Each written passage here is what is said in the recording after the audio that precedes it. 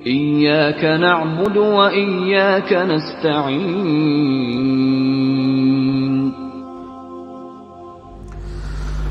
میرے بھائیو، رمضان المبارک کے روزوں کو باقی تمام عبادات پر، چاہے وہ حج ہو، نماز ہو، زکوٰۃ ہو اور جتنے فرائض ہیں، ان پر اس اعتبار سے رمضان المبارک کے روزوں کو فوقیت حاصل ہے کہ پورے قرآن حکیم میں باقی جتنی بھی عبادات ہیں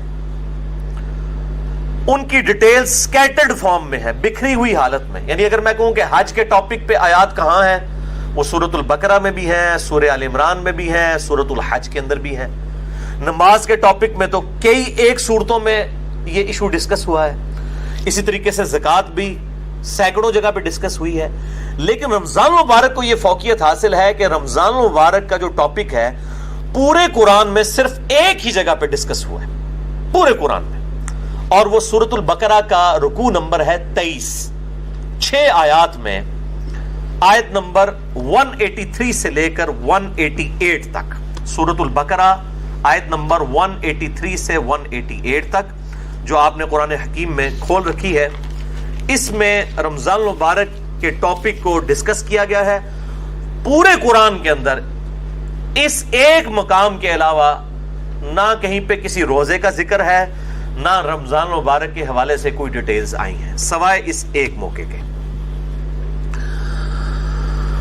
یہ 6 آیات انشاءاللہ ہم آج کور کریں گے، اور اس میں 6 آیات کے اندر 5 سب ٹاپکس ڈسکس ہوئے ہیں، چھوٹے چھوٹے، میں وہ ساتھ ساتھ کلیریفائی کرتا چلا جاؤں گا۔ اعوذ باللہ من الشیطان الرجیم، بسم اللہ الرحمن الرحیم۔ سورۃ البقرہ رکوع نمبر 23 آیت نمبر 183 سے لے کر 188 تک۔ پہلے 2 آیات ہم ڈسکس کریں گے، آیت نمبر 183 اور 184، جس میں ٹاپک نمبر 1 ہے رمضان مبارک کی اہمیت اور مقصد کیا ہے اور اس کی فرضیت۔ اعوذ باللہ من الشیطان الرجیم، بسم اللہ الرحمن الرحیم۔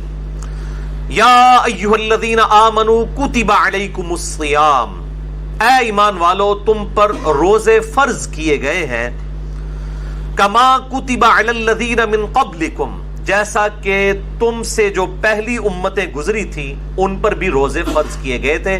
یہ امت محمدیہ صلی اللہ علیہ وآلہ وسلم کا خاصہ نہیں ہے، بلکہ جس طریقے سے نماز بھی اگلی امتوں پر فرض تھی، اس کے طریقے میں فرق ہو سکتا ہے، اسی طریقے سے روزے بھی اگلی امتوں پر فرض کیے گئے تھے۔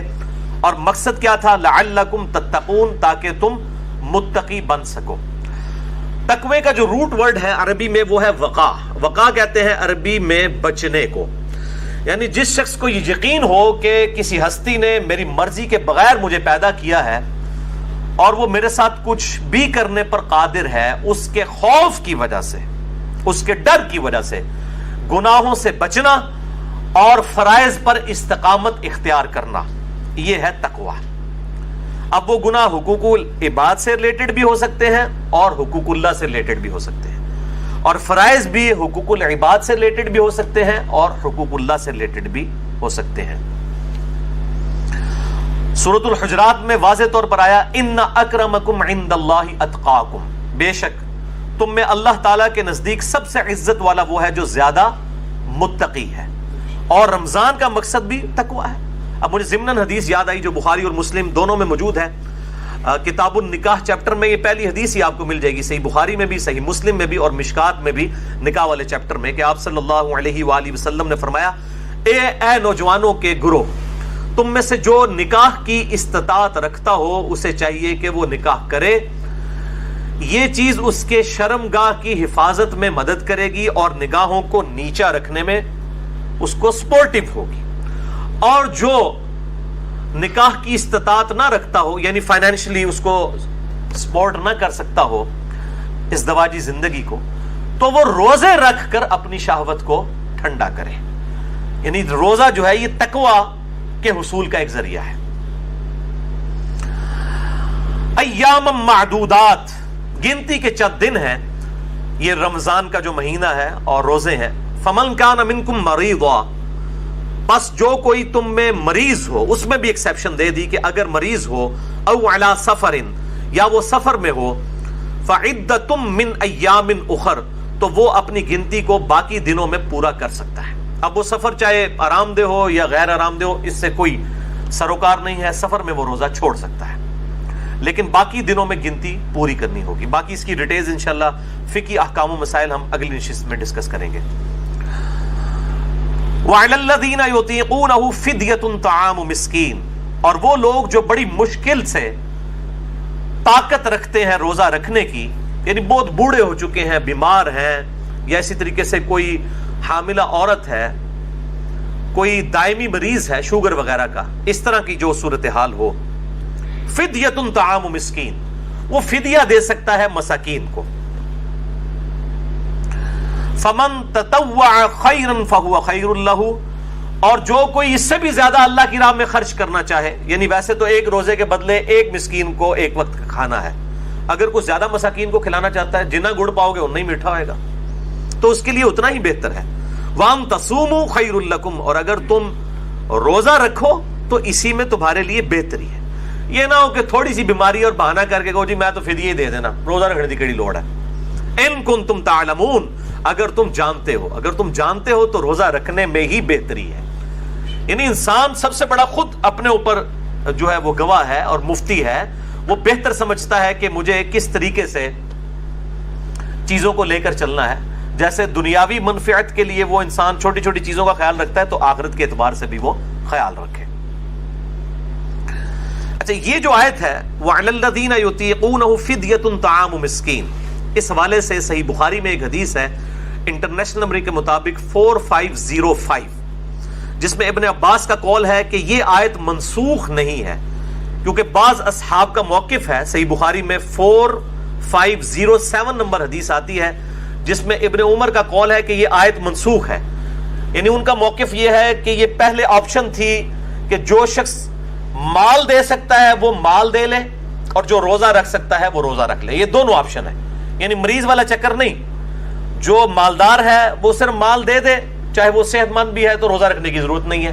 یہ ابن عمر کا موقف ہے 4507، جبکہ ابن عباس کا موقف صحیح بخاری میں 4505 ہے، وہ یہ کہتے ہیں کہ یہ آیت منسوخ نہیں ہے، بلکہ اس سے مراد وہ بوڑھا اور بوڑھی ہیں یا بیمار شخص جس کو صحت یاب ہونے کی امید نہیں ہے اور بڑی مشکل سے وہ روزہ رکھنے پر قادر ہے، اس کے لیے روزہ نبھانا مشکل ہے، جیسا کہ بعض کا شوگر کی بیماری ایسی ہو سکتی ہے کہ انسان کے لیے مشکل ہو جائے آج کے دور کے اندر، یا بڑھاپا خود بہت بڑی بیماری ہے، کوئی 80-90 سال کا کوئی بزرگ ہے اور وہ روزہ نہیں رکھ سکتا، تو اس کے لیے یہ آپشن ہے کہ وہ اس کے بدلے فدیہ دے دے، ایک وقت کا مسکین کو کھانا کھلا دے۔ صحیح بخاری میں آتا ہے انس بن مالک جب بوڑھے ہو گئے تھے، ان کی عمر 100 سال کے قریب تھی، تو روزانہ وہ ایک مسکین کو کھانا کھلایا کرتے تھے گوشت کے ساتھ، دال نال نہیں، گوشت نال، اللہ کی راہ میں گوشت کے ساتھ کھانا۔ اور یہ بھی آتا ہے کہ وہ بسا اوقات 30 مساکین کو اکٹھا بٹھا کر کھانا کھلا دیا کرتے تھے 30 کے 30 روزوں کا۔ تو یہ دونوں طرح آپشن موجود ہے، جس طرح بھی کر لیا جائے، میں انشاءاللہ اگلی دفعہ اس پہ ڈیٹیل بات کروں گا۔ اگلی آیت سورۃ البقرہ آیت نمبر 185 رمضان مبارک کی فضیلت اور روزوں کی فرضیت اور شرعی احکام سے ریلیٹڈ ہے، یہ سب ٹاپک ہے اس کا۔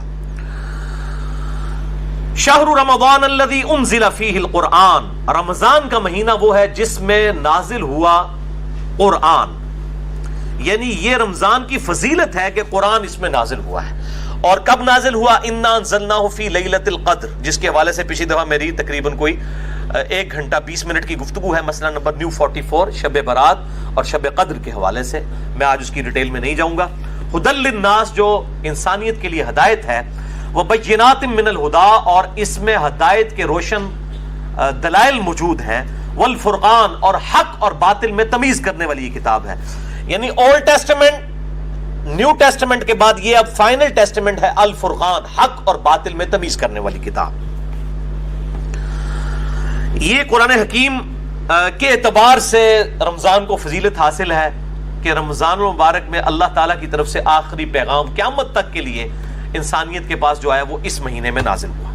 اب یہ بڑا ڈیٹیل طرف ٹاپک ہے، اس پہ میرے 2 لیکچرز ہیں۔ مسئلہ نمبر 1 امام الانبیاء کی دعوت قرآن 2 گھنٹے کا، اور حال ہی میں ریکارڈ ہوا ہے مسئلہ نمبر 167، رسول اللہ صلی اللہ علیہ وآلہ وسلم کی اپنی امت کے خلاف گواہی، جو سورۃ الفرقان کی آیت نمبر 30 ہے، وقال الرسول یا رب ان قوم اتخذوا هذا القرآن مہجورا، اور رسول اللہ صلی اللہ علیہ وسلم شکایت کریں گے قیامت کے دن کہ اے اللہ میری قوم نے قرآن کو پیٹھ کے پیچھے ڈال دیا تھا، یعنی قرآن کے نظریات کو چھوڑ دیا تھا۔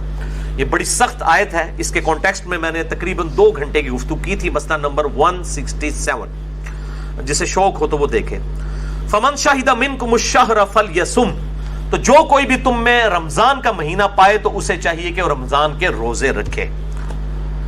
ومن کان مریضا، اور جو کوئی مریض ہو، او علی سفر، یا سفر پر ہو، فعدۃ من ایام اخر، تو وہ یہ گنتی بعد کے دنوں میں بھی پوری کر سکتا ہے۔ اللہ تعالیٰ کی طرف سے آسانی ہے مسافر کے لیے اور مریض کے لیے۔ یرید اللہ بکم اليسر، اللہ تعالیٰ تو تمہارے لیے آسانی چاہتا ہے۔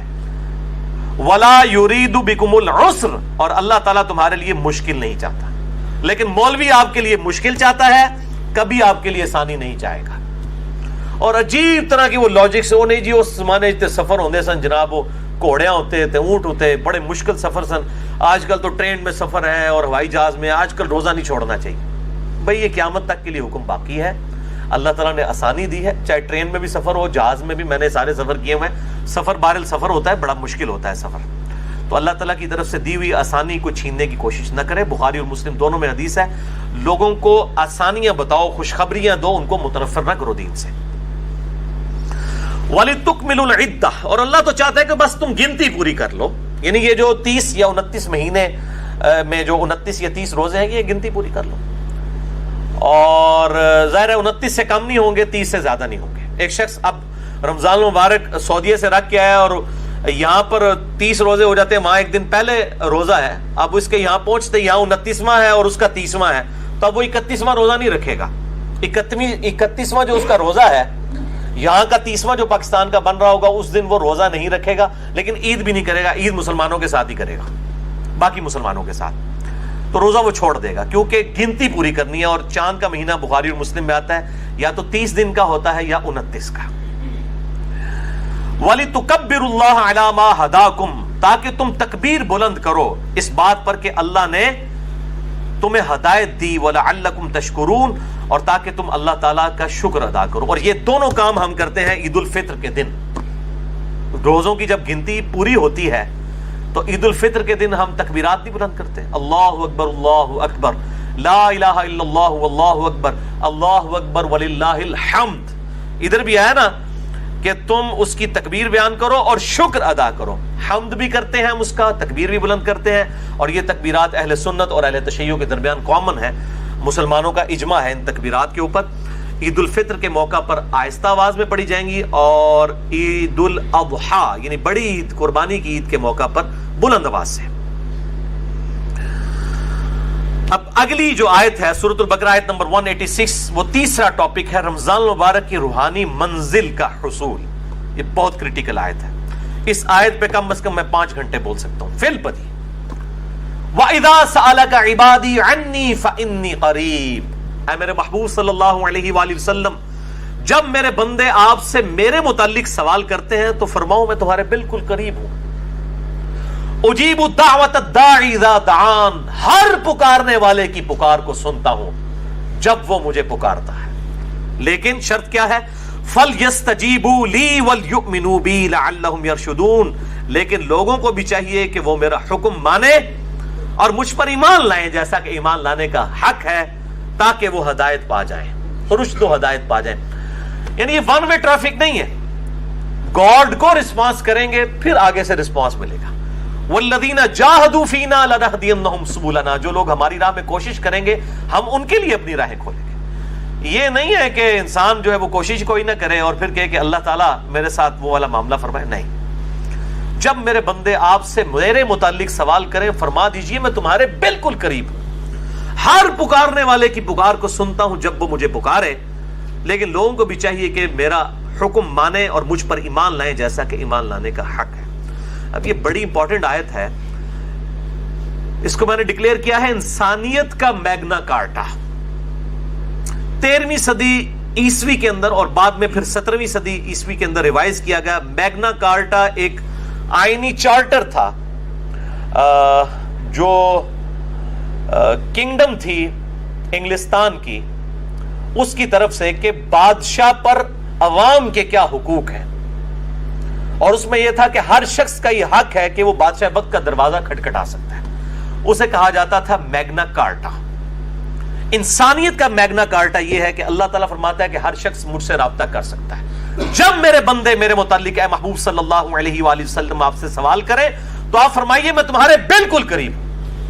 اب یہ بڑا اچھا موقع تھا کہ جب میرے بندے آپ سے میرے بارے میں پوچھیں تو آپ فرما دیجئے کہ میں عرش کے اوپر ہوں. یہ بھی تو کہا جا سکتا تھا. جس طرح آج سلفیوں کو فکر پڑ جاتی ہے جی یہ وہ قریب کہہ دیا تو وہ کہیں وہ وحدت الوجود نہ ہو جائے، فلاں نہ ہو جائے، یہ نہ، یہ تو بڑا خطرناک موقع تھا، یہاں تو یہ بات ہی نہیں کرنی چاہیے تھی. تو اس لیے میں نے اس اعتبار سے بڑے ہی ایکسٹریم رویے ہیں جہمیہ کی طرف سے بھی اور آج کے بعض سلفی علماء کی طرف سے بھی، یہ بہت ایکسٹریم رویے ہیں. اللہ تعالیٰ اپنے عرش پر مستوی ہے جیسا کہ اس کی شان کے لائق ہے، اور وہ عرش پہ ہوتے ہوئے ہمارے ساتھ ہے جیسا کہ اس کی شان کے لائق ہے. اس کی تعویل کرنا جو ہے 11,000 وولٹ کو ہاتھ ڈالنے والی بات ہے. ورنہ صحیح مسلم میں حدیث ہے کہ ہر شخص کا دل رحمان کی 2 انگلیوں میں ہے. یہ کہتے ہیں جی وہ اگر آپ کہیں گے اللہ ہمارے ساتھ ہے، جب آپ ٹوائلٹ جاتے ہیں اس وقت بھی اللہ ہوتا ہے، تو ان سے آگے پھکی والا سوال کریں کہ جب آپ ٹوائلٹ میں جاتے ہیں اس وقت رحمان کی 2 انگلیوں میں اللہ آپ کا دل ہوتا ہے؟ اب تو آپ الفاظ کو نہ پھر تعویل نہ کریں. یہ بڑا خطرناک معاملہ ہے. یہاں پہ بھی دیکھیں جب میرے بندے میرے بارے میں پوچھیں تو فرماؤ بالکل قریب ہوں تمہارے. کیسے قریب ہوں؟ جیسا کہ اس کی شان کے لائق ہے. اس حوالے سے ایک میرا کلپ ہے جس میں نے حنفیوں اور سلفیوں دونوں کے ایکسٹریم رویوں کا رد کیا ہے، کیونکہ حنفی بعض کا بالکل جہمیوں والا عقیدہ پروپیگیٹ کرتے ہیں اور بعض سلفی، ساروں کی نہیں میں بات کر رہا، بعض سلفی جو ہیں بالکل مجسمہ والا عقیدہ پروپیگیٹ کرتے ہیں. میرا ایک کلپ ہے یوٹیوب پہ، آپ لکھیں رومن میں اللہ کہاں ہے یا انگلش میں لکھ دیں ویئر از اللہ، سب سے ٹاپ پہ میرا وہ کلپ انشاءاللہ کھل جائے گا جس میں میں نے میرا خیال 12-13 منٹ میں یہ معاملہ کلیئر کیا ہے. تو میں یہ کسی موقع پہ بھی نہیں چھوڑوں گا کہ میں یہ ضرور ایڈریس کروں گا کہ اللہ تعالیٰ کے بارے میں عقائد اس طریقے سے پروپیگیٹ نہ کریں کہ وہ قیامت والے دن تھوڑے گاٹے فٹ ہو جائیں. بالکل اللہ تعالیٰ عرش پہ ہے جیسا اس کی شان کے لائق ہے. الرحمن علی العرش استوى، اور قرآن میں نحن اقرب الیہ من حبل الورید، ہم تمہاری رگے جان سے بھی زیادہ تمہارے قریب ہیں جیسا کہ اس کی شان کے لائق ہے.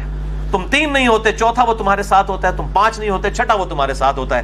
وَهُوَ مَعَكُمْ أَيْنَمَا كَانُوا، تم جہاں کہیں بھی ہو تمہارے ساتھ ہوتا ہے. کیسے ہوتا ہے؟ جیسا کہ اس کی شان کے لائق ہے. آپ کیوں اس میں انجینئرنگ کرنے کی کوشش کر رہے ہیں، اس کی ڈیٹیلز میں جانے کی؟ اللہ کی صفات لَيْسَ كَمِثْلِهِ شَيْءٌ، اللہ کی مثل کوئی شے نہیں، نہ جہمیہ بنے نہ مجسمہ بنے. یہ بہت خطرناک معاملہ ہے اور اس میں ڈر جانے کا مقام ہے. اب یہ روحانی منزل ہے کہ رمضان کی آیات کے بیچ میں یہ آیت کیوں ڈالی گئی ہے کہ جب میرے بندے تم سے میرے متعلق پوچھیں تو فرماؤ میں تمہارے بالکل قریب ہوں، ہر پکارنے والے کی پکار کو سنتا ہوں. کیوں؟ دیکھیں انسان جس ہستی کے لیے قربانیاں کر رہا ہوتا ہے، انسان کی یہ خواہش ہوتی ہے کہ میرا اس کے ساتھ کوئی تعلق قائم ہو جائے. رمضان مبارک میں کیا ہوتا ہے کہ دن کے وقت ہم روزہ رکھ کر اپنے کھانے پینے اور باقی جو ضرورتیں ہیں ان سے کنارہ کشی اختیار کر کے بیسیکلی اپنے حیوانی جسم کو کمزور کرتے ہیں، اور رات کو قرآن پاک کی قرات سن کر قیام اللیل میں اپنے روحانی جسم کو مضبوط کرتے ہیں. دونوں طرف سے آپ دیکھیں، ادھر سے جسم کمزور ہو رہا ہے اور یہاں سے روح کو غذا مل رہی ہے. تو ظاہر ہے کہ جب جسم کمزور ہوگا، روح کو غذا ملے گی تو روحانی پہلو انسان کا ڈومیننٹ ہو جائے گا. پھر اس کے بعد اندر سے خود یہ آواز اٹھے گی، صحابہ سے اٹھتی تھی کہ جس رب کے لیے ہم قربانیاں کر رہے ہیں وہ رب کدھر ہے؟ وَإِذَا سَأَلَكَ عِبَادِي عَنِّي فَإِنِّي قَرِيبٌ، اے میرے محبوب صلی اللہ علیہ وآلہ وسلم جب میرے بندے آپ سے میرے بارے میں پوچھے تم فرماؤ میں تمہارے بالکل قریب ہوں. کوئی ٹینشن نہ لو، جس رب کے لیے قربانیاں کر رہے ہو نا وہ ہر وقت تمہارے ساتھ ہے. تمہاری قربانیاں رائے گاہ نہیں جائیں گی. یہ دن کے وقت بھوک کی تکلیف، پیاس کی تکلیف برداشت کرنا اور رات کو جگراتا کاٹنا قیام اللیل کر کے، یہ قربانیاں رائے گاہ نہیں جائیں گی. اور جب انسان کو یہ یقین ہونا کہ جس کے لیے انسان قربانی کر رہا ہے وہ اس کو دیکھ رہا ہے اس حال میں، تو انسان کو صبر نصیب ہو جاتا ہے. یہ دنیا میں بھی ہے. آپ کسی دنیاوی دوست کے لیے قربانی کریں اور تکلیف اٹھائیں اور آپ کو یہ پتا چل جائے کہ آپ کے دوست کو بھی یہ بات پتا چل گئی ہے کہ آپ کو اس کی تکلیف اٹھانی پڑ رہی ہے، تو ایک اندر سے روحانی خوشی ملتی ہے کہ یار جس کے لیے کر رہا تھا اس کو پتا چل گیا کہ میں نے اس کے لیے قربانی کی ہے. اور جس اللہ کے لیے جس نے ہمیں یہ سب کچھ دیا، ہمیں جان دی، اچھا جسم دیا، بال بچے دیے اور یہ دنیاوی سرکمسٹانسز دیے، اور پھر الٹیمیٹلی جنت میں ہمیشہ کی کامیابیاں انشاءاللہ مقدر ہونے والی ہیں. تو اس اللہ کے لیے بھی جب انسان اپنی کوئی قربانی پیش کرتا ہے تو انسان کے اندر سے یہ خواہش پیدا ہوتی ہے، اور اسی کا ذکر ہے. جب میرے بندے پوچھیں فرماؤ تمہارے بالکل قریب ہوں، ہر پکارنے والے کی پکار کو سنتا ہوں، بشرطے کہ وہ میری بات بھی مانے اور مجھ پر ایمان لائے جیسا کہ ایمان لانے کا حق ہے. اسی کانٹیکسٹ میں 2 لیکچر بڑے امپورٹنٹ ہیں. مسئلہ نمبر 3 دعا صرف اللہ ہی سے، اس میں بھی میں نے اس کو ایڈریس کیا تھا، اور اسی کی ایکسٹینشن ہے مسئلہ نمبر 43 وسیلہ اور توسل کے صحیح احکام و مسائل، اور آج اس کی ڈیٹیل میں نہیں جاؤں گا. اگلی آیت سورۃ البقرہ آیت نمبر 187، یہ چوتھا ٹاپک ہے روزوں سے متعلق فقہی احکام و مسائل. اگلے ہفتے میں انشاءاللہ 70 کے قریب کور کروں گا. بہرحال کچھ اس میں کور ہو رہے ہیں، ان کو بھی اگلی دفعہ ڈیٹیل سے، آج صرف میں سرسری گزروں گا. احل لکم لیلۃ الصیام الرفث الی نسائکم، تمہارے لیے حلال کر دیا گیا ہے رمضان کی راتوں میں اپنی بیویوں کے ساتھ ازدواجی تعلق. ہن لباس لکم وانتم لباس لہن، تمہاری بیویاں تمہارا لباس ہے اور تم ان کا لباس. ان لباس اور جسم میں کوئی پردہ نہیں ہوتا. میاں بیوی ایک دوسرے کی عفت اور عصمت کی حفاظت کرنے کے اعتبار سے بھی لباس ہیں، اور باقی بھی لباس تو ہیں. علم اللہ انکم کنتم تختانون انفسکم، اللہ تعالیٰ نے یہ جانچ لیا کہ تم اپنے جی میں خیانت کرتے تھے، گلٹی فیل کرتے تھے. فتاب علیکم، تو اللہ نے تم پر رجوع فرمایا. وعفا عنکم، اور تمہارے لیے ڈھیل فرما دی، تمہیں معاف فرما دیا، تمہارے لیے آسانی کر دی. فالآن باشروہن، پس آؤ اور اپنی بیویوں کے ساتھ ازدواجی تعلق قائم کرو. وابتغوا ما کتب اللہ لکم، اور اللہ سے طلب کرو جو اللہ نے تمہارے لیے مقدر کیا ہے، یعنی کہ نیک اولاد. اس آیت کے کانٹیکسٹ میں صحیح بخاری کے اندر انٹرنیشنل نمبر کے مطابق 4508 نمبر حدیث ہے. برا بن عازب رضی اللہ تعالیٰ عنہ کہتے ہیں کہ صحابہ کرام کے 2 گروہ تھے. ایک وہ تھے کہ جب رمضان کے روزے فرض ہوئے تو دن کے وقت تو ظاہر ہے کہ وہ بیویوں کے ساتھ ازدواجی تعلق نہیں رکھتے تھے روزے کی وجہ سے، لیکن بعض ایسے تھے جو رات کے وقت بھی اپنی بیویوں کے ساتھ تعلق نہیں رکھتے تھے، اور وہ سمجھتے تھے کہ یہ رمضان پورے کا پروٹوکول ہے. اور بعض ایسے تھے جو رات کے وقت تعلق قائم کرتے تھے اور وہ یہ سمجھتے تھے کہ یہ روزہ تو کھل چکا ہے، اب کوئی مسئلہ نہیں ہے، اور وہ لوگ حق پر بھی تھے. لیکن ساتھ ہی ان کے دل میں گلٹ بھی رہتا تھا. یہ جو الفاظ آئے نا کہ کنتم تختانون انفسکم، تم اپنے جی میں خیانت محسوس کرتے تھے. خیانت ہے نہیں تھی، لیکن اندر سے محسوس کرتے تھے کہ واضح حکم نہیں آیا، کہیں ہم غلطی نہ کر رہے ہو. تو اللہ تعالیٰ نے پھر حکم نازل فرما دیا تاکہ تمہارے لیے آسانی ہو جائے. تو پھر اللہ تعالیٰ نے یہ آیات نازل فرمائی کہ کوئی اس میں ممانعت نہیں ہے. دن کے وقت یہ پروٹوکول ہے روزے کا، کھانا پینا اور ازدواجی تعلق والا معاملہ جو ہے اس سے بچنا ہے. رات کے وقت کا یہ معاملہ نہیں ہے. وَكُلُوا وَاشْرَبُوا حَتَّى يَتَبَيَّنَ لَكُمُ الْخَيْطُ الْأَبْيَضُ مِنَ الْخَيْطِ الْأَسْوَدِ، اور کھاتے پیتے رہو سحری کے وقت یہاں تک کہ جو سفید ڈورا ہے وہ رات کے جو سیاہ ڈورا ہے اس سے ممتاز ہو جائے. من الفجر، فجر کے وقت، یعنی فجر کے وقت جب آپ مشرق کی طرف منہ کریں تو سیاہی ہوتی ہے. جب فجر کا وقت داخل ہونے والا ہوتا ہے اس سے کافی دیر پہلے ہی ہلکی ہلکی سفیدی ظاہر ہوتی ہے، کیونکہ سورج اوپر آ رہا ہوتا ہے ود ریسپیکٹ ٹو زمین. اس کو ہم کہتے ہیں صبح کاذب، یعنی جھوٹی صبح. اس کے بعد پھر وہ روشنی ذرا نمایاں ہوتی ہے اور بالکل سفید افق پہ پھیل جاتی ہے. اس سے اوپر بلیک ہوتا ہے سارا معاملہ اور نیچے ہوتا ہے سفید. اس کو ہم کہتے ہیں صبح صادق. اس وقت فجر کا وقت داخل ہو جاتا ہے. وہ کالا اور سفید ڈورا ہے. فجر کا وقت داخل ہو جاتا ہے اور سحری کا وقت ختم ہو جاتا ہے. اور پھر جب سورج کی ٹکیاں باہر آنا شروع ہوتی ہے اس وقت فجر کا وقت بھی ختم ہو جاتا ہے. تو یہ کہا جا رہا ہے فجر کے وقت جو سفید اور سیاہ ڈورے ہیں جب وہ ممتاز ہو جائیں، یعنی صبح کاذب صبح صادق میں کنورٹ ہو جائے، پھر کھانا پینا چھوڑ دو. آج کل بڑا آسان ہے، وہ ٹائم ٹیبل بنے ہیں، میں انشاءاللہ اگلی دفعہ بتاؤں گا. اینڈرائڈ ایپس بنی ہیں پرو مسلم اور باقی میں انشاءاللہ اگلی دفعہ ڈیٹیل کے ساتھ اسے ڈسکس کروں گا. بہرحال اسی کانٹیکسٹ میں صحیح بخاری میں ایک حدیث ہے 4509. عدی بن حاتم کہتے ہیں کہ جب میں نے یہ آیت پڑھی تو انہوں نے اپنے تکیے، اپنے سرہانے، ایک سفید رنگ کا دھاگا اور ایک کالے رنگ کا دھاگا رکھ لیا اور وہ رات کے اندھیرے میں اس کو دیکھتے رہتے تھے. جب ان دونوں کا کلر واضح ہو جاتا تھا نا تو وہ کہتے تھے اچھا اب سحری کا وقت ختم ہو گیا. تو نبی صلی اللہ علیہ وآلہ وسلم کو آ کر عرض کی تو آپ صلی اللہ علیہ وسلم مسکرائے اور آپ نے مزاح کے طور پہ فرمایا کہ تیرا تکیہ اتنا چوڑا ہے کہ آسمان کے ڈورے اس کے نیچے آ جاتے ہیں. اس سے مراد آسمان کے ڈورے ہیں، آسمان پہ جو سفید اور سیاہ ڈورا ہے یہ والے ڈورے نہیں ہیں. اس سے یہ بات پتہ چلی کہ اجتہاد صحابی کا بھی غلط ہو سکتا ہے صحیح حدیث کے مقابلے پہ. اب انہوں نے اجتہاد ہی کیا نا، تو نبی صلی اللہ علیہ وسلم کی صحیح حدیث انہیں پہنچی تو ان کو پتہ چلا کہ یہ اجتہاد غلط تھا. یہ پکی ہے خصوصاً اپنے مقلدین علماء اور بھائیوں کے لیے جو کہتے ہیں جی اجتہاد. تو یہ اجتہاد کو ہم بھی مانتے ہیں لیکن کتاب و سنت اجماع کے بعد. اجتہاد تو صحابی کا بھی غلط ہو سکتا ہے کتاب و سنت کے مقابلے میں. وہ صحابی کا اجتہاد ہی تھا نا کہ کالا اور سفید ڈورا، انہوں نے اپنے دماغ سے سوچا، لیکن اللہ کے نبی کی حدیث آئی، آپ نے فرمایا کہ نہیں اس سے مراد وہ ہے. تو اب اس میں کوئی ضد نہیں کرنی چاہیے. تو قرآن حکیم میں ہر چیز موجود ہے، انسان تھوڑا سا تفکر کرے تو حق بات انسان کو پتہ چل جائے گی. ثم اتم الصیام الی اللیل، اور پھر اس کے بعد روزے کو رات تک مکمل کرو. اب یہ بڑا کڑوا ٹاپک ہے اور بون آف کنٹینشن ہے سنی اور شیعہ کے درمیان. میں انشاءاللہ اگلی دفعہ یہ مسئلہ بھی حل کر دوں گا. یہاں پہ الفاظ یہ نہیں ہے کہ روزے کو مکمل کرو شام تک، یہ الفاظ ہیں روزے کو مکمل کرو رات تک. اور رات کی ڈیفینیشن کے اعتبار سے جو اختلاف پایا جاتا ہے، میرے نزدیک سنی اور شیعہ دونوں ہی اپنی جگہ موقف پہ درست ہیں. اور بسا اوقات سنی علماء جو ہیں وہ شیعہ کے ساتھ بالکل خیانت کر رہے ہوتے ہیں اس مسئلے میں، اور بعض اوقات شیعہ جو ہیں وہ اہل سنت کے ساتھ خیانت کر رہے ہوتے ہیں. میں انشاءاللہ اگلی دفعہ اس مسئلے کو ڈسکس کروں گا. اور دونوں نے ون سائیڈڈ باتیں پکڑی ہوئی ہیں. اب یہ سارے حدیث بتا رہے ہوتے ہیں جی افطار میں جلدی کرو، حالانکہ یہ بھی حدیث موجود ہے قیامت والے دن آپ صلی اللہ علیہ وسلم کو ایسا منظر بھی دکھایا گیا ہے کہ دوزخ کے اندر لوگ الٹے لٹکے ہوئے ہیں جو وقت سے پہلے روزہ کھول لیا کرتے تھے. اب ہم یہ پوچھتے ہیں یہ وقت سے پہلے کھولنے والے کون ہیں؟ اہل تشیع کے بارے میں تو یہ ہے کہ وہ لیٹ کھولتے ہیں. پہلے کون کھول رہے ہیں؟ پہلے وہ کھول لیں جن کے ٹائم ٹیبل غلط بنے ہوئے ہیں.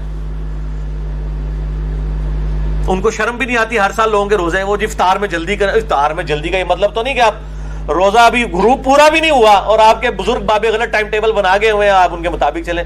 مطلب ہمارے جیلم میں تو میں نے خصوصاً اہل حدیث مکتبہ فکر کے تو روزے شاید 25-30 سال سے کسی کا بھی صحیح نہ ہو، کیونکہ ان کا ٹائم ٹیبل مغرب کے وقت 4-5 منٹ جو ہے وہ پہلے ہے.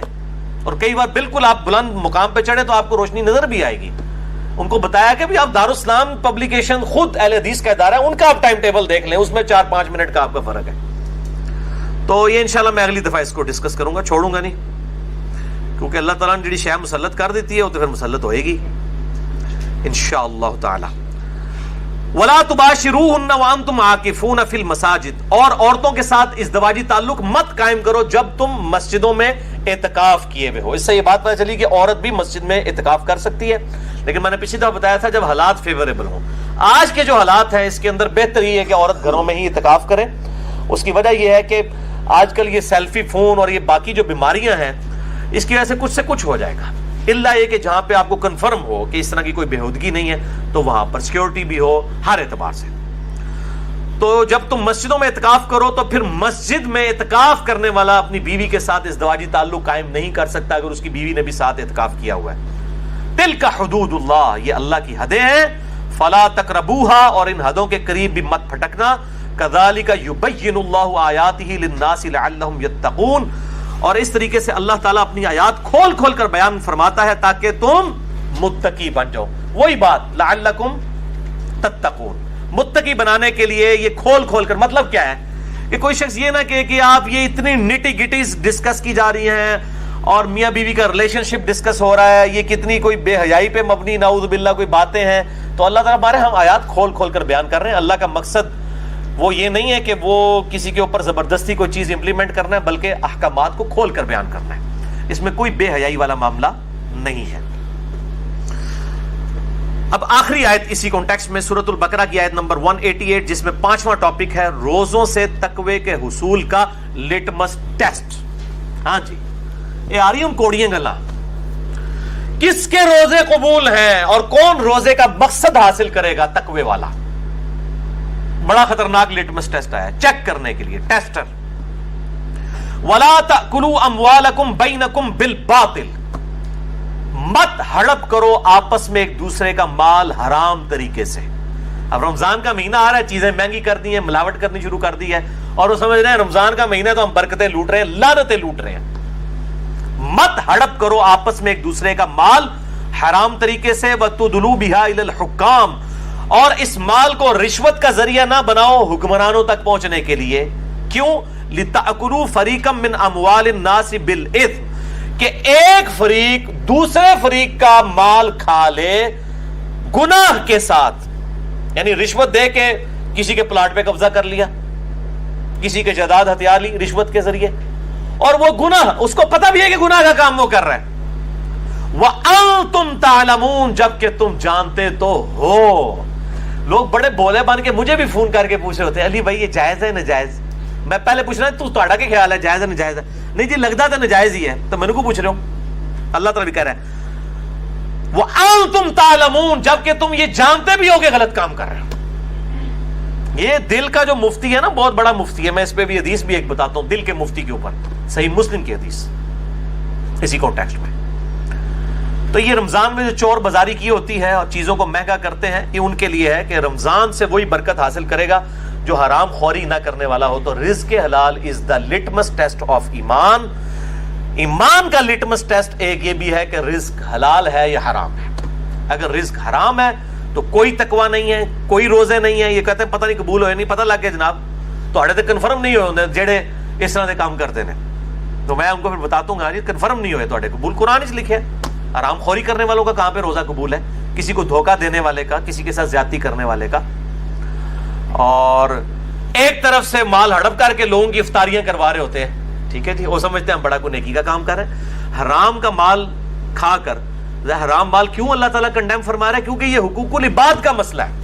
جب آپ حرام کما رہے ہیں تو کسی دوسرے کا حق جو ہے وہ غصب کر رہے ہیں. اصل میں آپ پیسے تو لے رہے ہیں اس سے پورے، لیکن مال میں خیانت کر کے اس کو دے رہے ہیں. تو یہ حقوق العباد کا مسئلہ ہے، اس لیے اللہ تعالیٰ اس معاملے میں سختی فرماتا ہے. اب یہ اتنا کڑوا ٹاپک ہے، اس پہ گھنٹوں بولا جا سکتا ہے، لیکن اس کو سکپ بھی نہیں کیا جا سکتا. میں 3 حدیثیں رزق حلال کے کانٹیکسٹ میں یہاں پہ بیان کر دوں تاکہ پتہ چلے روزے کس کے قبول ہیں. باقی جسے ڈیٹیل چاہیے ہو تو مسئلہ نمبر 51 ہے میرا، رزق حرام کی مذمت اور دنیا پرستی کا انجام اور اس کا علاج، اہل سنت پاک.com ہماری ویب سائٹ پہ. اب قرآن پاک اب بند کر دیں، یہ ٹاپک مکمل ہو گیا. یہ 3 حدیثیں، اس کے بعد 17 حدیث بیان کر کے لیکچر کنکلوڈ انشاءاللہ. رزق حلال کے کانٹیکسٹ میں پہلی حدیث صحیح بخاری سے اور مشکات میں اس کا نمبر ہے 2761. آپ صلی اللہ علیہ وآلہ وسلم نے فرمایا لوگوں پر ایک ایسا زمانہ بھی آئے گا کہ انسان اس چیز کی پرواہ نہیں کرے گا کہ اس کا مال حلال طریقے سے آ رہا ہے یا حرام طریقے سے. وَلِعَاذُ بِاللَّهِ تعالی، یہ اسی دور کے لیے بات ہو رہی ہے. لوگ پرواہ نہیں کریں گے اس بات کی، انہیں جی نہیں حلال سے تو گزارا ہی نہیں ہوتا، وہ سارے ہی کر دینے جی، انسان پرواہ ہی نہیں کرے گا. تو جو دل کا مفتی ہے وہ بتا دیتا ہے کہ یہ حلال طریقے سے آ رہا ہے حرام. وہ سن لیا حدیث صحیح مسلم کی مشکات میں ہے 5073. آپ صلی اللہ علیہ وآلہ وسلم نے فرمایا گناہ وہ جو تیرے دل میں کھٹکے اور تو اس بات سے ڈرے کہ لوگ اس پر مطلع نہ ہو جائیں. یعنی جس گناہ کے بارے میں آپ کو یہ کھٹکا ہونا کہ اگر لوگوں کو پتا چل گیا کہ یہ میں نے کیا کیا ہے تو سمجھ لیں وہ گناہ ہے. یہ لوگ جو پوچھ کے فون کر کے پوچھ رہے ہوتے ہیں نا، میں ان کو کہتا ہوں آپ اعلانیہ پبلک کو بتائیں کہ ہم یہ کام کر رہے ہیں تو انشاءاللہ. وہ جی دودھ میں پانی نہ ملائیں جی، خالص دودھ کتنے 100 روپے کلو ہی دے سکنے ہیں نا جی. 60 روپے کیڑا ہے، لوگوں کو پتا ہے نا کہ 60 روپے کیڑا خالص ہے، پانی والا ہوگا. تو آپ لکھ کے لگا دیں کہ یہ 60 روپے کلو دودھ ہے اور پانی کی ملاوٹ کے ساتھ. اگر آپ سمجھتے ہیں گناہ کا کام نہیں ہے لکھ کے لگا دیں. ہاں پھر کوئی لے تو پھر آپ پہ کوئی گناہ نہیں. دودھ میں پانی ملانا کوئی ملاوٹ نہیں ہے، اس کا چھپانا ملاوٹ ہے. اصل میں آپ لکھیں گے پانی والا دودھ 60 روپے، خالص دودھ 100 روپے، لیں گے لوگوں کو پتہ چل جائے گا. لیکن 60 روپے خالص دودھ لکھ رہے ہیں تو ملاوٹ کر رہے ہیں، حرام خوری ہے. گناہ وہ جو تیرے دل میں کھٹکے اور تو اس بات سے ڈرے کہ لوگ اس پر مطلع ہوں. اسی کانٹیکسٹ میں ایک اور حدیث ہے جامع ترمذی، سنن نسائی اور مسند احمد میں مشکات میں 2773 ہے. مولا حسن ابن علی رضی اللہ تعالی عنہما وعلیہم السلام، سیدنا علی کے بڑے بیٹے حسن ابن علی کہتے ہیں کہ میں نے خود اپنے نانا سے رسول اللہ صلی اللہ علیہ وسلم سے ایک بات سنی اور میں نے حفظ کر لی کہ آپ صلی اللہ علیہ وسلم نے فرمایا جو چیز تجھے شک میں ڈال دے اسے چھوڑ دے، شک سے پاک شے کو اختیار کر، کیونکہ سچائی میں اطمینان ہے اور جھوٹ میں شک ہے. جو چیز شک میں ڈال دے اسے چھوڑ دے. لیکن ہم چھوڑ دیتے ہیں، لیکن دنیاوی والی چیز ہے. دین والی چیز میں ہمیں کو کنفرم بھی بتا دے رہا ہے کہ غلط ہو رہا ہے اور کہتے ہیں نہیں نہیں نہیں، ایڈی بھی سختی نہیں ہے دین سے. اور یہاں کہہ رہا ہے شک میں بھی ڈال دے چھوڑ دو. دوسری حدیث رزق کے حلال کے کانٹیکسٹ میں صحیح مسلم سے ہے اور مشکات میں 2860. نبی صلی اللہ علیہ وسلم ایک اناج کے ڈھیر کے پاس سے گزرے. کوئی صحابی اناج بھیج رہا تھا، یہ کوئی بریلوی دیوبندی اہل حدیث شیعہ نہیں تھا، کوئی صحابی تھا. آپ صلی اللہ علیہ وسلم نے اپنا مبارک ہاتھ اس کے اناج کے اس غلے کے ڈھیر میں داخل کیا تو آپ کو نمی محسوس ہوئی اپنے ہاتھ پہ. آپ نے فرمایا یہ کیا ہے؟ اس نے کہا یا رسول اللہ صلی اللہ علیہ وسلم رات کے وقت بارش ہوئی تھی تو یہ گندم گیلی ہو گئی، اناج گیلا ہو گیا. تو آپ صلی اللہ علیہ وسلم جلال میں آئے، آپ نے فرمایا تم نے اس گیلے اناج کو اوپر کیوں نہیں کیا تاکہ خریدنے والوں کو یہ پتا چل جائے کہ تم یہ گیلا اناج بیچ رہے ہو. اور پھر آپ نے ساتھ ہی فرمایا من غشا فلیس منی، جس نے ملاوٹ کی، جس نے دھوکہ دے کے سامان بیچا، اس کا مجھ سے کوئی تعلق نہیں ہے. لیکن ہم کیا کہتے ہیں؟ اے اللہ جو کچھ بھی ہے تیرے محبوب کی امت سے ہے. اور محبوب کیا کہہ رہے ہیں صلی اللہ علیہ وآلہ وسلم؟ جس نے ملاوٹ کی اس کا میرے سے کوئی تعلق نہیں. ان تو اڑی گل منی ہے یا محبوب دی گل منی ہے صلی اللہ علیہ وآلہ وسلم؟ تسی تو کہہ رہے ہو یا اللہ اسی نہ نماز پڑھنی ہے نہ اسی حرام خوری چھڈنی ہے، یا اللہ جو کچھ بھی ہے مردود ہے، بے ایمان ہے، ٹھگ ہے، اللہ جو کچھ بھی ہے تیرے محبوب کی امت سے ہمیں اسی طریقے سے قبول فرما لے. اور نبی صلی اللہ علیہ وسلم کیا فرما رہے ہیں؟ جس نے ملاوٹ کی وہ میرے سے ہے ہی نہیں ہے. اب آپ لاکھ کہتے رہے جو کچھ بھی ہے تیرے محبوب کی امت سے، محبوب تو پہلے ہی فارغ کر گئے تانوں ملاوٹ کرنے والوں. ون وے ٹریفک چلائی رکھو، کسی کام کی نہیں. جس نے ملاوٹ کی وہ ہم میں سے نہیں ہے. تیسری حدیث بھی صحیح مسلم سے ہے، مشکات میں 2760. یہ بہت ڈاڈی حدیث ہے، بڑی سخت حدیث ہے. آپ صلی اللہ علیہ وآلہ وسلم نے فرمایا بے شک اللہ پاک ہے اور صرف پاک مال کو قبول فرماتا ہے. کسی بندے نے حرام کی کمائی سے کوئی ہاسپٹل کھول لیا، اللہ کے حضور 0 سے ملٹیپلائی.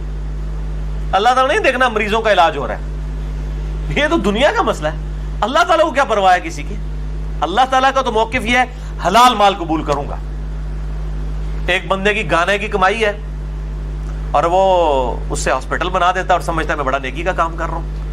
یا اسی طریقے سے ایک بندہ ہے وہ جناب جو ہے وہ لوگوں کی جائیدادوں پر ناحق قبضہ کرتا ہے اور پھر کہتا ہے جی میں 1 لاکھ کا دسترخوان چلا رہا ہوں روزانہ. میں نام نہیں لے رہا تاکہ اصلاح کا دروازہ بند نہ ہو، آپ سب کو پتا ہے. لوگ کہتے ہیں جی بڑا نیکی کا کام ہے، جی 1 لاکھ بندے نے روٹی کھواندا ہے، لکھاں لگوان دے زمینہ ہتھیا کے اللہ کے حضور 0 سے ملٹیپلائی. یہ آپ اپنی داڑھیوں سے، پگڑیوں سے، ان ساری چیزوں سے عوام کو دھوکہ دے سکتے ہیں، اللہ تعالیٰ کو تو دھوکہ نہیں دیا جا سکتا. صحیح مسلم میں ہی حدیث ہے نا، اللہ تعالیٰ تمہاری شکلوں اور مال کو نہیں دیکھتا، دلوں اور اعمال کو دیکھتا. وہ دیکھے گا شکل تو اس نے خود بنائی ہے، اسے شکل کیوں دیکھنی ہے کہ کدی نورانی ہے تو کدی کالی ہے، انہیں آپ بنائی ہوئی ہے. جس شخص کی شکل اگر خوبصورت نہیں ہے تو اس نے خود کیا بنائی ہے؟ وہ تو اللہ نے بنائی ہے، تو اللہ نے شکلیں کیوں دیکھنی ہے؟ مال بھی نہیں دیکھنا، وہ بھی اسی کا دیا ہوا ہے.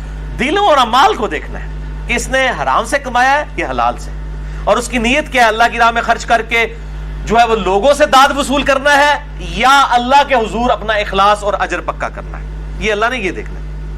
اور پھر اسی حدیث میں 7 الفاظ ہیں. آپ صلی اللہ علیہ وآلہ وسلم نے قرآن کی 2 مختلف آیات تلاوت کی. ایک یہ تھی یا ایھا الرسل کلوا من الطیبات واعملوا صالحا، اے اللہ کے پیغمبروں کھاؤ اللہ کے پاکیزہ مال میں سے اور اعمال کرو نیک. اور دوسری آیت پڑھی یا ایھا الذین آمنوا کلوا من طیبات ما رزقناکم، اے ایمان والو کھاؤ اللہ تعالیٰ کے دیے ہوئے پاکیزہ مال میں سے.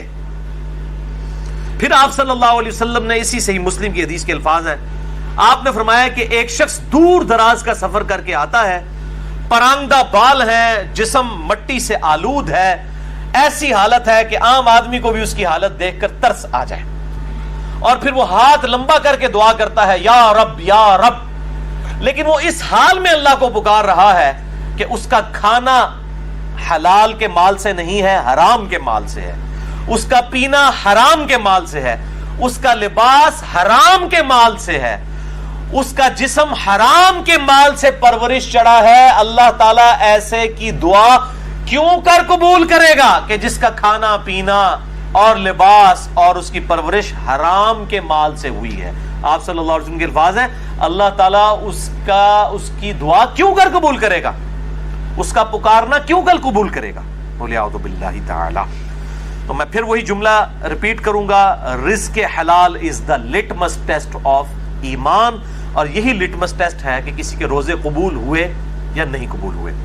اب میرے بھائیوں، آخر میں 17 صحیح الاسناد احادیث ہیں، لیکن ان کو ڈسکس کرنے سے پہلے ایک دفعہ درود پڑھ لیجئے۔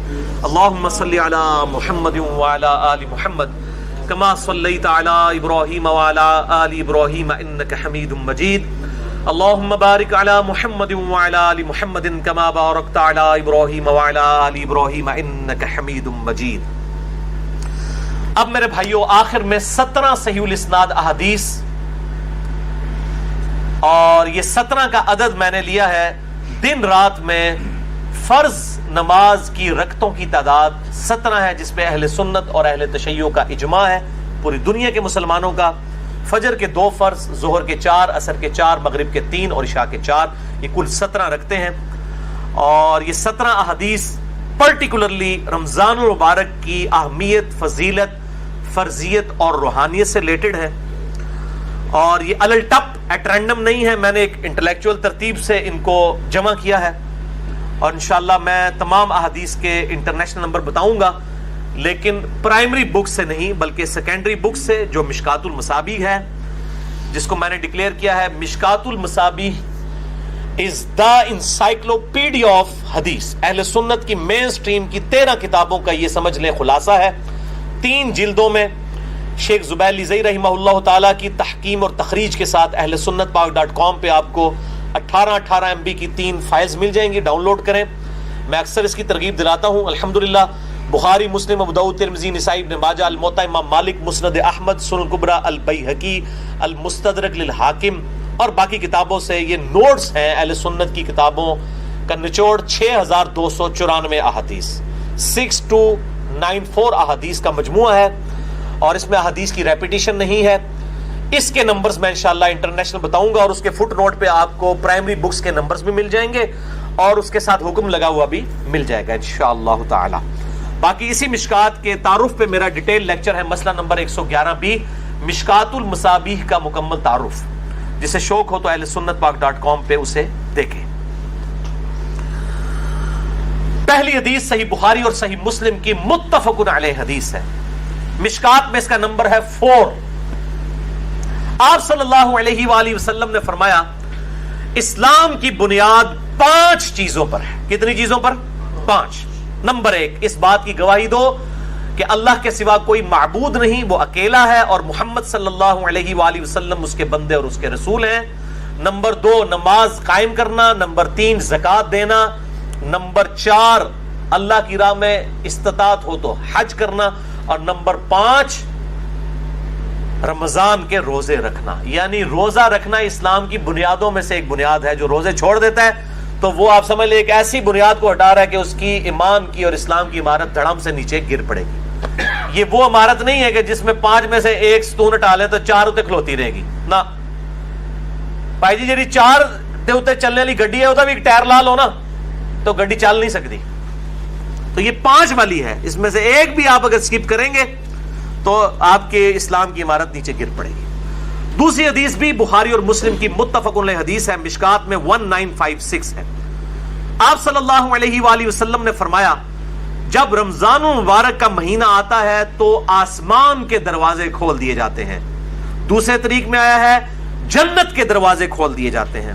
تیسرے طریق میں آیا ہے رحمت کے دروازے کھول دیے جاتے ہیں. یہ سارے الفاظ بخاری اور مسلم میں ہیں. اور پھر ساتھ یہ الفاظ ہیں کہ جہنم کے دروازے، آگ کے دروازے بند کر دیے جاتے ہیں اور شیاطین جکڑ دیے جاتے ہیں. اچھا، یہ آیا کہ شیاطین جو ہے وہ قید کر، اکثر لوگ سوال کر رہے ہوتے ہیں جی اگر شیاطین قید کر دیے جاتے ہیں پھر بھی چند لوگ ہیں جو نماز نہیں پڑھتے، چند نہیں اکثر لوگ نہیں پڑھ رہے ہوتے پھر بھی. تو میرے بھائی 11 مہینے تک جب شیطان نے پیڈل مارا ہے آپ کی سائیکل کو، اس کے بعد 1 مہینے نہ بھی مارے وہ، پھر بھی تھوڑی دور تک تو یہ معاملات چلیں گے نا. پھر سب سے بڑی چیز نفس ہے انسان کا، وہ ساتھ لگا ہوا ہے. یہ سرکش شیاطین، بڑے بڑے شیاطین جو ہے وہ کر دیے جاتے ہیں. باقی جو انسان کے ساتھ شیاطین چھوٹے موٹے لگے ہیں وہ تو چلتے رہیں گے، اللہ تعالیٰ کی طرف سے خاص مدد آ جاتی ہے. باقی جڑے تھے پیڑے وہ کعبے بھی پیڑے. اگر کسی نے اپنی اصلاح خود نہیں کرنی ہے تو اس کی رمضان میں کوئی اصلاح نہیں ہونی ہے، اللہ تعالیٰ کی طرف سے ایک مدد مل جاتی ہے. اصل جو مسئلہ ہے وہ نفس کا ہے کہ انسان خود فیصلہ کرے کہ میں نے اللہ کے لیے کچھ کرنا ہے، تب فائدہ ہوگا. تیسری حدیث جامعہ ترمذی، سنن ابن ماجہ میں ہے اور صحیح سند کے ساتھ مسند احمد میں ہے، اور مشکات میں آپ کو 1960 کے فٹ نوٹ پہ اور 1961 میں مل جائے گی. آپ صلی اللہ علیہ وآلہ وسلم نے فرمایا رمضان میں آسمان کے دروازے کھول دیے جاتے ہیں، آگ کے دروازے بند کر دیے جاتے ہیں، تمام سرکش شیاطین جکڑ دیے جاتے. اس میں الفاظ آگے سرکش، بخاری مسلم میں سرکش نہیں تھا، اس سے پتا چلا کہ خاص شیاطین جو بڑے ہیں وہ جکڑے جاتے ہیں. اور ہر رات ایک منادی ندا کرتا ہے اللہ کی طرف سے، اے خیر کے طالب ہمت کر اور آگے بڑھ نیکیاں کرنے کے لیے، اور اے شر کے طالب رک جا، اب تو باز آ جائے اس مبارک مہینے میں. اور اللہ کی طرف سے ہر رات میں لوگوں کو جہنم سے آزاد کیا جاتا ہے. وہ جو روایت ہے وہ جعلی ہے کہ جی وہ پہلا عشرہ جو ہے وہ رحمت کا ہے، دوسرا جو ہے وہ مغفرت کا ہے، تیسرا دوزخ سے رہائی کا ہے. یہ تو ہر رات رہائی ہو رہی ہے. میں اس حدیث کو بھی بتا دوں گا بعد میں شعب الایمان کے حوالے سے. چوتھی حدیث بھی بخاری اور مسلم دونوں میں ہے، مشکات میں 1958. آپ صلی اللہ علیہ وآلہ وسلم نے فرمایا جو شخص ایمان اور احتساب کے ساتھ، اکاؤنٹیبلٹی کے ساتھ، احتساب کو آپ اگر اردو میں ٹرانسلیٹ کریں گے تو 3 چیزوں کا مجموعہ ہے. نمبر 1 اخلاص، نمبر 2 ثواب کی نیت، اور نمبر 3 اصلاح نفس، یعنی نفس کی اصلاح بھی جو ہے مطلوب ہو. رمضان کے روزے رکھے اللہ تعالیٰ اس کے پچھلے سارے گناہوں کو معاف فرما دے گا. اور پھر ساتھ ہی الفاظ ہیں جس نے ایمان اور احتساب کے ساتھ رمضان کی راتوں کا قیام کیا اس کے بھی پرانے سارے گناہ معاف. اور پھر ساتھ ہی فرمایا جس نے شب قدر کا قیام کیا ایمان اور احتساب کے ساتھ اس کے بھی پچھلے سارے گناہ معاف. لیکن لیکن لیکن اس سے مراد چھوٹے گناہ ہیں. بڑے گناہ نیک اعمال سے معاف نہیں ہوتے، وہ صرف توبہ کرنے سے معاف ہوتے ہیں اور گناہ چھوڑنے سے. اس کے سپورٹ میں حدیث ہے صحیح مسلم کی، مشکات میں ہے، اس کا نمبر 564. آپ صلی اللہ علیہ وآلہ وسلم نے فرمایا اگر بڑے بڑے گناہوں سے بچا جائے تو 5 نمازیں، ایک نماز سے دوسری نماز تک، ایک جمعے سے دوسرا جمعہ، اور ایک رمضان سے دوسرا رمضان درمیان کے گناہوں کا کفارہ ہے اگر بڑے گناہوں سے بچا جائے. تو نماز چھوڑنا تو خود بڑا گناہ ہے. یہ نہیں ہے کہ ایک جمعہ پڑھ لیا پھر اگلا جمعہ پڑھا پچھلے ساری معاف، نہیں، کبیرہ گناہوں سے بچا جائے.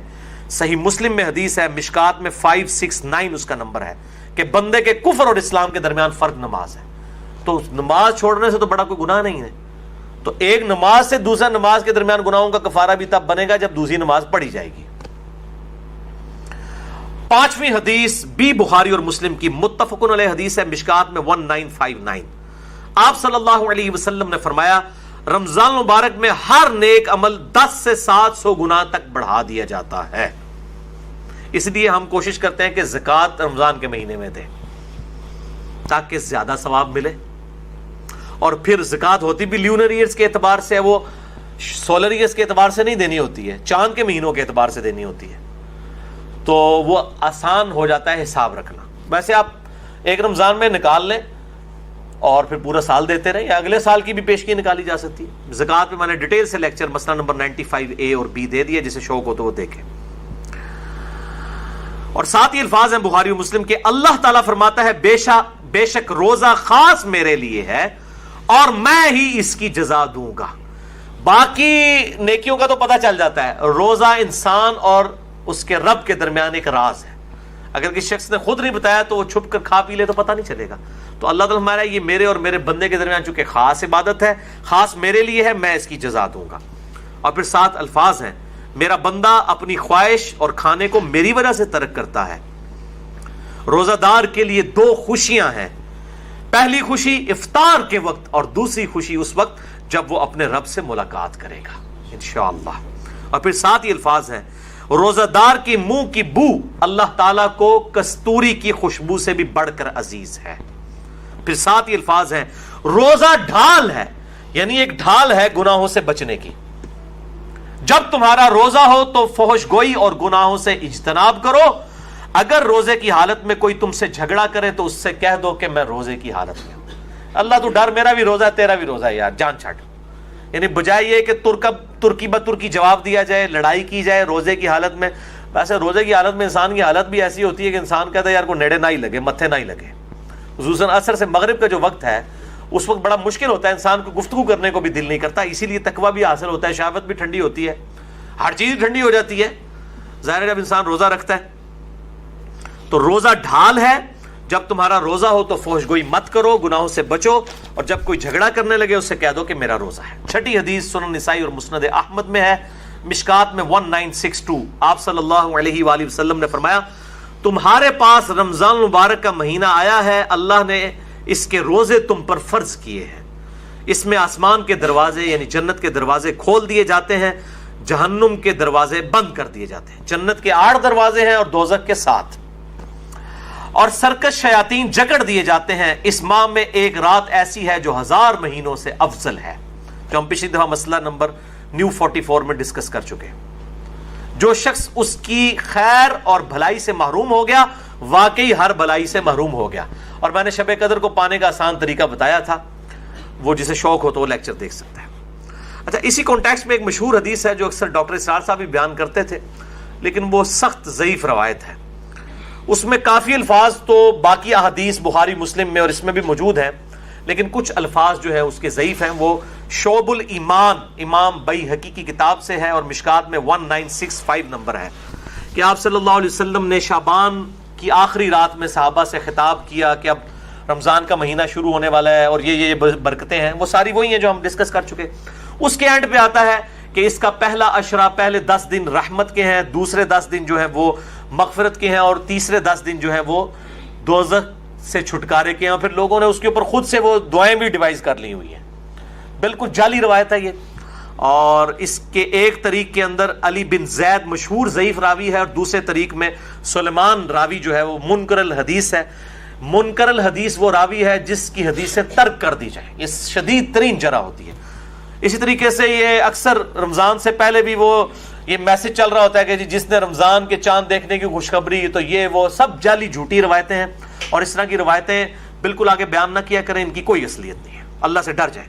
مسئلہ نمبر 36 ہے میرا ضعیف الاسناد اور من گھڑت احادیث کے فتنے کا تحقیقی جائزہ. 7ویں حدیث بھی بخاری اور مسلم دونوں میں, آپ دیکھ لیں اکثر حدیثیں بخاری اور مسلم سے. مشکات میں 1957 اس میں الفاظ ہے کہ جنت کے 8 دروازے ہیں, ان میں سے ایک دروازے کا نام ہے الریان, جو خاص ان لوگوں کے لیے ہے جو روزہ دار ہیں. ان کو اس دروازے سے آواز دی جائے گی کہ جو دنیا میں روزہ رکھا کرتے تھے, الریان دروازے سے ندا کی جائے گی اور ان کو جنت میں اس دروازے سے داخل کیا جائے گا. اس کے علاوہ ذاکرین کے لیے ہے اور قتال کرنے والوں کے لیے ہے, مختلف نیکیوں کے لیے دروازے آئے ہیں. 8ویں حدیث بھی بخاری اور مسلم دونوں میں ہے, مشکات میں 2053.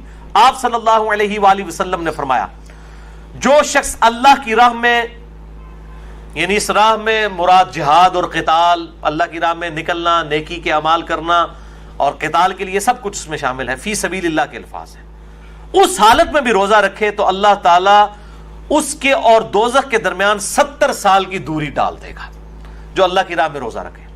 اور اسی کا ایک طریق ہے جامعہ ترمذی میں, مشکات میں ہے 2064.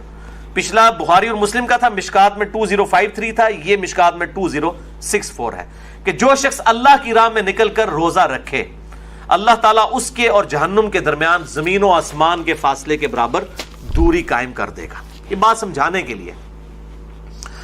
نویں حدیث جامعہ ترمذی، سنن الکبری البیہقی اور شرح السنہ امام بغوی کی کتاب میں ہے اور مشکات میں 1992 ہے۔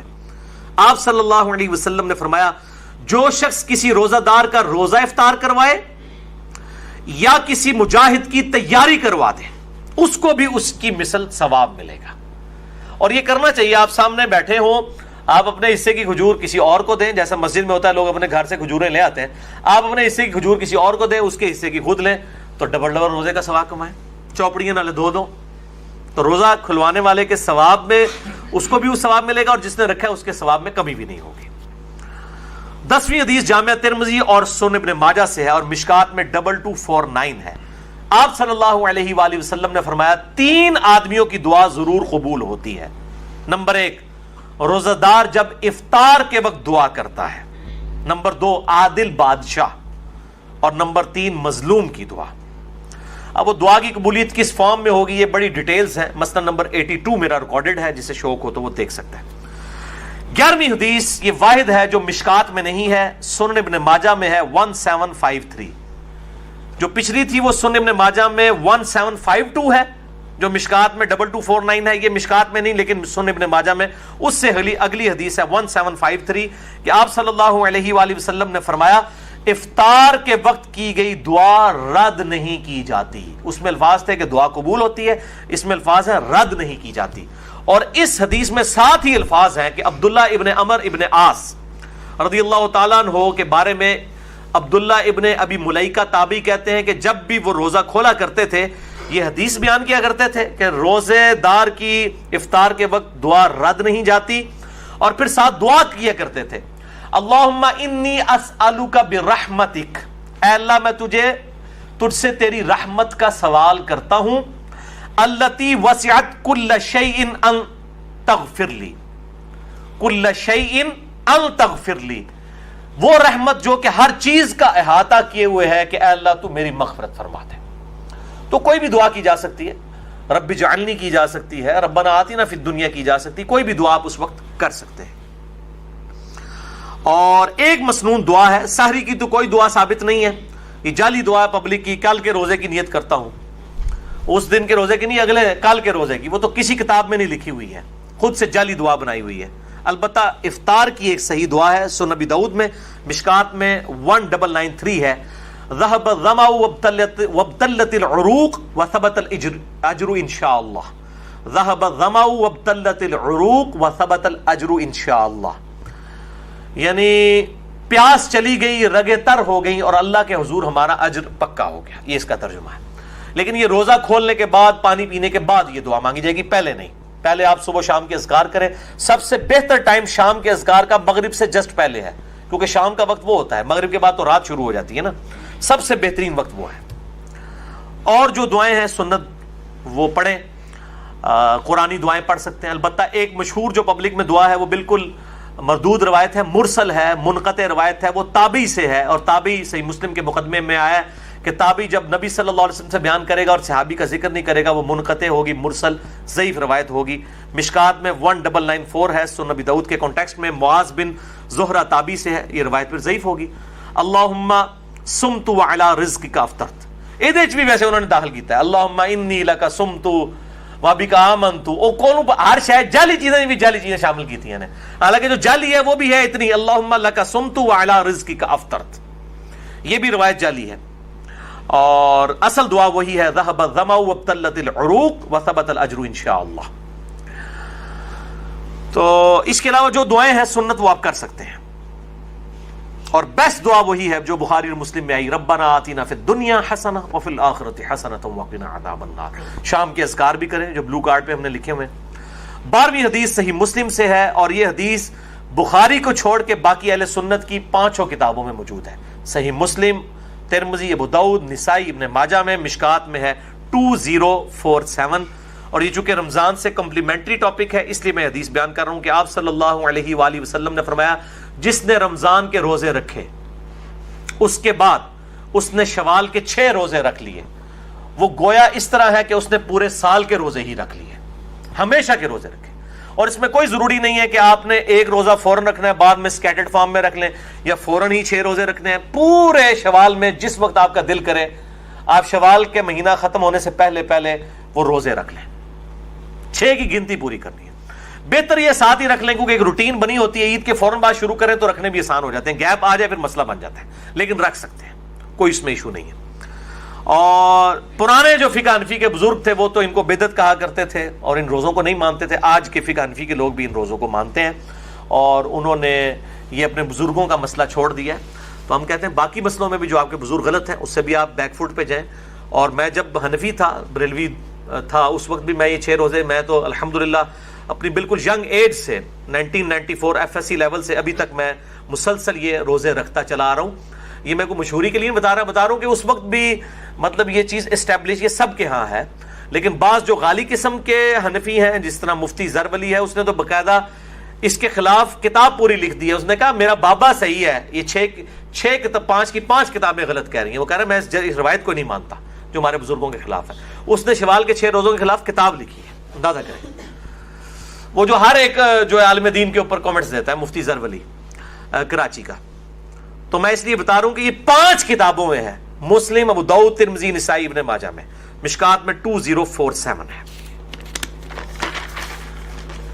اب میرے بھائیوں آخری 5 حدیثیں، یہ 12 ہو گئی، اب یہ 17 بھی 2 نسبتیں تھیں، 12 اور 5 کی، یہ 5 حدیثیں رمضان مبارک کی روحانیت سے ریلیٹڈ ہے۔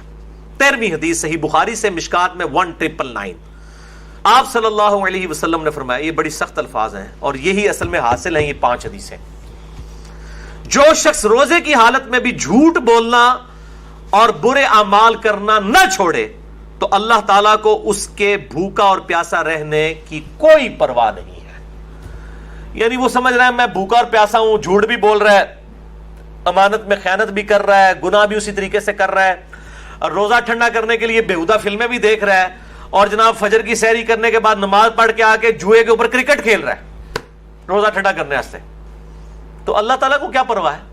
اللہ تعالیٰ کو تو دھوکہ نہیں دیا جا سکتا۔ 14ویں حدیث سنن دارمی سے ہے، مشکات میں 2014 صحیح سند کے ساتھ۔ آپ صلی اللہ علیہ وسلم نے فرمایا کتنے ہی روزہ دار ایسے ہیں کہ جنہیں اپنے روزے سے بھوک اور پیاس کے علاوہ کچھ نہیں ملتا، کوئی اجر نہیں ملتا، بس بھوکا پیاسے ہی رہتے ہیں، اور کتنے ہی قیام اللیل کرنے والے ایسے ہیں کہ جنہیں سوائے جاگنے کے کچھ نہیں ملتا۔ وہ انتظار ہی کرتے ہیں رکوع جدو امام جانا جا کے شامل ہوتے ہیں، اور باقی اکثر کو تو پتہ ہی نہیں کہ امام کیا پڑھ رہا ہے، وہ تو یہ اس انتظار میں ہوتے ہیں کہ کب یہ جو ہے نا وہ رکوع میں جائے۔ تو بیچارے ظاہر ہے کہ وہ اپنی نیند ہی قربان کر کے آ رہے ہوتے ہیں۔ اس سے بہتر ہے کہ گھر اپنے جو وہ نوافل پڑھنے پڑھ کے سو جائیں، بجائے یہ کہ آپ تکلیف میں کھڑے ہوں اور قرآن سن کے آپ کو بار بار یہ خیال آ رہا ہو کہ کدے رکوع کس ٹائم جاندہ ہے اور سمجھ بھی نہ آ رہا ہو، تو بہتر ہے پھر گھر میں بیٹھیں۔ کتنے ہی قیام کرنے والے ایسے ہیں کہ ان کو جاگنے کے سوا کچھ حاصل نہیں ہوتا، بالکل ایسے ہی ہے۔ 15ویں حدیث بڑی مشہور ہے جامعہ ترمذی کی، مشکات میں 927۔ آپ صلی اللہ علیہ وآلہ وسلم نے فرمایا اس شخص کی ناک خاک آلود ہو جائے، یعنی وہ تباہ و برباد ہو جائے، یہ عرب کا محاورہ تھا، جس کے سامنے میرا ذکر ہو اور مجھ پر درود نہ پڑھے، اللہم صلی علی محمد وعلی آل محمد۔ اور ساتھ ہی دوسری بات ارشاد فرمائی اس شخص کی ناک خاک آلود ہو جائے جس کے پاس رمضان آ کر چلا جائے اور وہ اللہ سے اپنی مغفرت نہ کروا سکے۔ اتنا بہترین نیکیوں کا موسم آئے اور اپنی مغفرت نہ کروا سکے، برباد ہو جائے ایسا شخص جو رمضان میں اپنی مغفرت نہ کروا سکے۔ اور تیسری چیز فرمائی اس شخص کی ناک خاک آلود ہو جو اپنے ماں باپ میں سے دونوں یا کسی ایک کو بڑھاپے کی حالت میں پائے اور پھر ان کی خدمت کر کے جنت نہ کما سکے، اس کو بھی برباد ہی ہو جانا چاہیے جس کے پاس اس کے ماں باپ جنت کی شکل میں دونوں یا دونوں میں سے ایک موجود تھا کہ اس کی خدمت کرنا۔ اور یہ جو الفاظ ہے نا کہ اس کی ناک خاک آلود ہو، برباد ہو جائے، جو ماں باپ کو کی خدمت کر کے جنت نہ کما سکے، یہ الفاظ صحیح مسلم میں بھی موجود ہے، صرف اتنے الفاظ، یہ حدیث مسلم میں بھی ہے اتنے الفاظ کے ساتھ۔ اچھا، اسی حدیث کا ایک مشہور طریق ہے، وہ مشکات میں تو نہیں ہے، المستدرک للحاکم میں ہے صحیح سند کے ساتھ 7256، جس کی امام حاکم نے بھی تصحیح کی ہے، امام ذہبی نے بھی، شیخ البانی نے بھی، اور شیخ زبیر علی زئی صاحب نے بھی رحمہم اللہ اجمعین۔ بڑی مشہور حدیث ہے کہ آپ صلی اللہ علیہ وآلہ وسلم ایک دن ممبر پر چڑھے، پہلی سیڑھی پر قدم رکھا تو فرمایا آمین، پھر دوسری پر رکھا فرمایا آمین، پھر تیسری پر رکھا تو فرمایا آمین۔ صحابہ نے پوچھا آج آپ نے ایسا عمل کیا جو اس سے پہلے کبھی نہیں کیا؟ تو آپ صلی اللہ علیہ وآلہ وسلم نے فرمایا کہ جبرائیل علیہ السلام حاضر خدمت ہوئے تھے اور انہوں نے مجھ سے ریکویسٹ کی کہ میں جو دعا کروں اے اللہ کے محبوب صلی اللہ علیہ وآلہ وسلم آپ اس پہ مہر ثبت کریں آمین کہہ کر. تو جبرائیل نے پہلی دعا کی کہ برباد ہو جائے وہ شخص جس کے سامنے میرا ذکر ہو اور وہ مجھ پر درود نہ پڑھے. اللہم صلی علی محمد وعلی آل محمد. تو میں نے کہا آمین، برباد ہو جائے واقعی. دوسری بات، اس میں ترتیب ذرا ڈیفرنٹ ہے، دوسری ترتیب جو ہے اس میں دوسرے والی الفاظ ڈیفرنٹ ہے. اس میں الفاظ ہیں دوسرے، برباد ہو جائے وہ شخص کہ جس کو ماں باپ دونوں یا دونوں میں سے کوئی ایک بڑھاپے کی حالت میں ملے اور وہ ان کی خدمت کر کے جنت نہ کما سکے. تو میں نے کہا آمین، برباد ہو جائے ایسا شخص. اور تیسرا انہوں نے کہا کہ جو رمضان کا مہینہ پائے اور اپنی مغفرت نہ کروا سکے ایسا شخص بھی برباد ہو جائے. تو میں محمد صلی اللہ علیہ وآلہ وسلم میں نے مہر ثبت کر دی کہ واقعی وہ برباد ہو جائے. والعیاذ باللہ تعالی. تو میرے بھائیوں بڑے پیشن کے ساتھ اس دفعہ رمضان کو اس نیت سے گزاریں کہ انشاءاللہ اس میں ہم نے اپنی مغفرت کروانی ہے انشاءاللہ تعالی. سیکنڈ لاسٹ حدیث 16ویں، مسند احمد سے، المستدرک للحاکم سے، شعب الایمان امام بیہقی کی کتاب سے، اور مشکات میں اس کا نمبر ہے 1963. آپ صلی اللہ علیہ وآلہ وسلم نے فرمایا قیامت کے دن روزہ اور قرآن دونوں شفاعت کریں گے، اللہ کے حضور سفارش کریں گے. روزہ کہے گا اے میرے رب میں نے اس کو دن بھر کھانے پینے اور خواہشات نفسانی سے روکا رکھا، اے اللہ اس کے متعلق میری شفاعت قبول کر اسے بخش دے. اور قرآن کہے گا اے اللہ میں نے اس کو رات کے وقت نیند سے روک کے رکھا، قیام اللیل میں یہ مجھے سنتا رہا، اے اللہ میری شفاعت اس کے حق میں قبول فرما. اور اس حدیث میں الفاظ ہیں کہ اللہ تعالیٰ روزہ اور قرآن دونوں کی شفاعت قبول فرما لے گا الحمدللہ. اور صحیح مسلم میں بھی ایک حدیث ہے القرآن حجت لک او علیک، قرآن یا تیرے حق میں حجت ہے یا تیرے خلاف حجت ہے. اللہ تعالیٰ اس قرآن کو ہمارے حق میں حجت فرمائے آمین. آخری حدیث 17ویں حدیث مسند احمد سے، مشکات میں ہے اس کا نمبر 5331. یہ آخر میں نے رکھی تھی، بہت کریٹیکل ہے. آپ صلی اللہ علیہ وآلہ وسلم نے فرمایا جس شخص نے دکھلاوے کے لیے نماز پڑھی اس نے شرک کیا، جس نے دکھلاوے کے لیے روزہ رکھا اس نے شرک کیا، اور جس نے دکھلاوے کے لیے اللہ کی راہ میں صدقہ کیا اس نے شرک کیا. والعیاذ باللہ تعالی. یعنی روزہ بھی تبھی قبول ہے جب اللہ کے لیے رکھا جائے. اکثر لوگ بڑے فخریہ کہہ رہے ہوتے ہیں میرا تو آج 8 پیارا روزہ ہے، فخریہ بتا رہے ہوتے ہیں. بھائی آپ نے اللہ کے لیے رکھا ہے، لوگوں کو جاگے کیوں اناؤنسمنٹ کر رہے ہو؟ اللہ کے لیے روزہ ہونا چاہیے. اخلاص نہیں ہوگا، اللہ کے لیے پروٹوکول نہیں ہوگا تو اس روزے کا کوئی فائدہ نہیں ہے. اور سورۃ الانعام کی آیت نمبر 162 مجھے ضمناً یاد آ گئی، قل ان صلاتی ونسکی ومحیای ومماتی للہ رب العالمین. اے محبوب صلی اللہ علیہ وآلہ وسلم آپ اللہ کے حضور عرض کیجئے اور اپنی عوام کو بھی بتا دیں، اپنی امت کو بھی، بے شک میری نماز، میری قربانی، میرا جینا، میرا مرنا سب کچھ میرے اللہ کے لیے ہے جو سارے جہانوں کا پالنے والا ہے. اللہ کے لیے مخلص ہو جائیں، اخلاص شو کرنے والے، تب یہ اعمال اللہ تعالیٰ کی بارگاہ میں قبول ہیں. تو یہ 17 صحیح الاسناد احادیث مکمل ہوئیں. اب جو فقہی احکام و مسائل ہیں وہ انشاءاللہ میں اگلی دفعہ 70 کے قریب احکام و مسائل ڈسکس کروں گا انشاءاللہ تعالیٰ. آج والا مسئلہ نمبر 53A ہے، اگلی دفعہ انشاءاللہ نیو 53B ہوگا. اللہ تعالیٰ سے دعا ہے جو حق بات میں نے کہی اللہ تعالیٰ ہمارے دلوں میں راسخ فرمائے. اگر جذبات میں میرے منہ سے کوئی غلط بات نکل گئی تو اللہ تعالیٰ ہمارے دلوں سے ہی معاف کر دے. ہمیں کتاب و سنت کی تعلیمات پر عمل کر کے دوسرے بھائیوں تک پہنچانے کی توفیق عطا فرمائے.